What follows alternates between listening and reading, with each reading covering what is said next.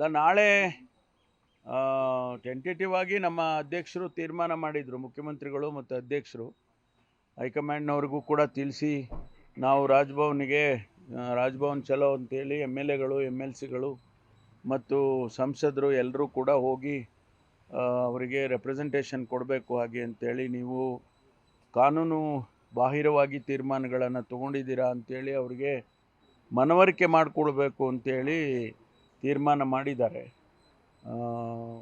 ಅದನ್ನು ನಾವು ನಾಳೆ ಕನ್ಫರ್ಮ್ ಮಾಡಬೇಕು ಅಧ್ಯಕ್ಷರು. ನಾವು ಡಿವಿಷನಲ್ಲಲ್ಲಿ ಕಾರ್ಯಕ್ರಮಗಳ ಡಿವಿಷನ್ಗೊಂದು ಅಂತ ಹೇಳಿ ಮಾಡಬೇಕು ಅಂತ ಅಂದ್ಕೊಂಡಿದ್ದೀವಿ. ಅದನ್ನು ಪ್ರಾರಂಭ ಮಾಡ್ತೀವಿ.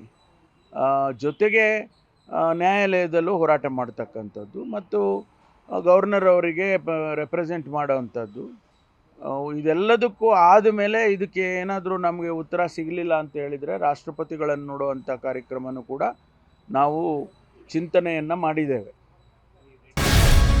ಗ್ಯಾರಂಟಿ ನ್ಯೂಸ್, ಸುದ್ದಿ ಖಚಿತ, ನ್ಯಾಯ ನಿಶ್ಚಿತ.